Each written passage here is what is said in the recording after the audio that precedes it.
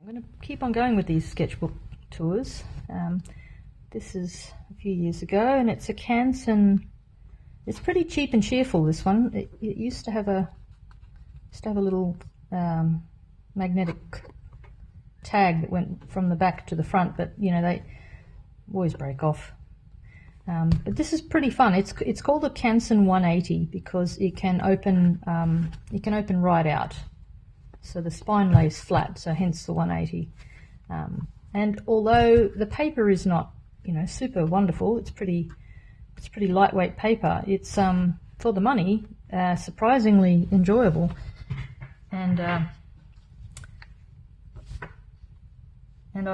always quite enjoy it because I don't worry at all about the paper, the quality of the paper. I don't stress about not doing a good page or anything like that. You can just race through it and enjoy not worrying about the cost of the book. So it is again filled with dogs and Noel, and the watercolor, it's not great. It's on the paper, it, you know, kind of, it sits up and it's sort of, yeah, you know, it has its limitations. But on the other hand, it takes the drawing line really well. It doesn't bleed, and generally speaking, it's not coming through to the other side. So I think, yeah, it's not a bad sort of a sketchbook if you just want to have fun, play around and not worry, you know, about the cost of your paper. So a trip up to Townsville, and well, this is when Tom and Elise got married. Yes, they did. So I've got the Pilgrim wandering through. This was a little figurine that I picked up in a second-hand shop in Delft in Holland, and he seems to be wandering through my sketchbooks a bit at this time. And you know, when you're not worried about the paper, you can just relax and play. And so a little bit of water-soluble ink in a fountain pen with some watercolor over the top. Fish at the markets. I stood and drew the fish in the tubs at the markets.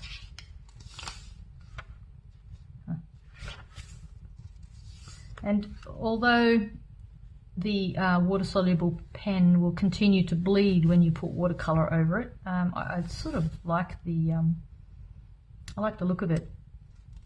It makes it dulls everything down, but it gives another look. So yeah, doesn't worry me. In the sketchbook, it's about trying things out and just enjoying the journey with the Pilgrim and the Rabbit. At a church in the quarry. This one's cockatiels. So it's very much a fantail cuckoo hit the glass, so I had a chance to do some drawings.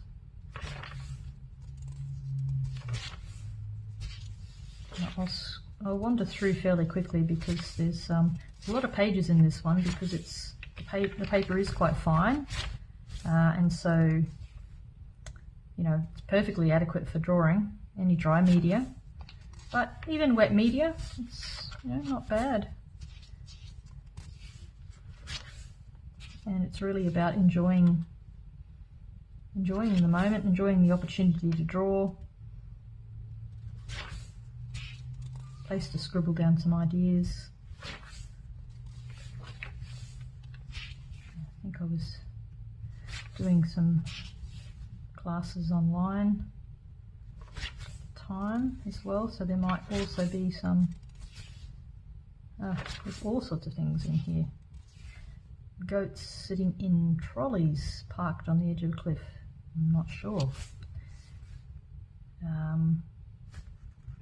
These I did onto some grey paper and then pasted them in. So I don't do very much collage. Oh, upside down, Miss Jane. I don't do very much collage in my books, I must say. I'm kind of more interested in drawing straight in. and not worrying about, you know, making it into a scrapbooky type thing.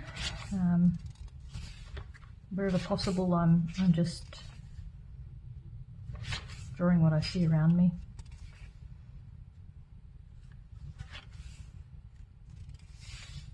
Contours are fun.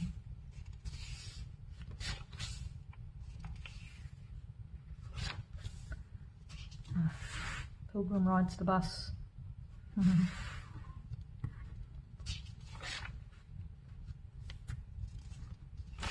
So you're really getting an insight into my brain here. Lots of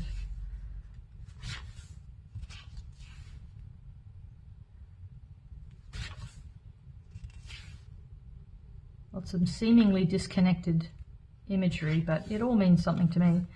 That was nice. A collaboration with a grade 2 student. Was fun.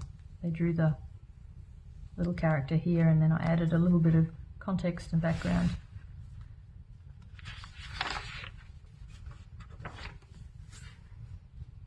It's always good to draw at weddings.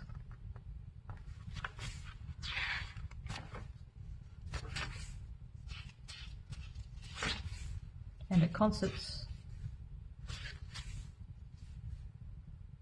Good to draw musicians while you're listening to their music. It's very hard, actually. They were so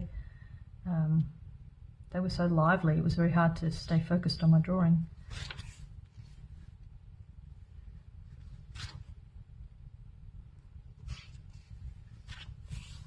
Sometimes I prepare a little background with a bit of watercolour, and then I've got some pages that aren't quite so white, and I don't know what'll end up on them, but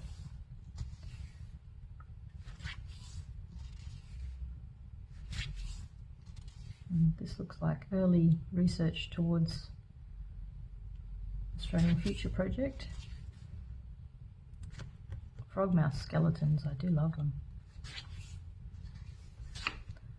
So that's the end of that one. Thanks for watching.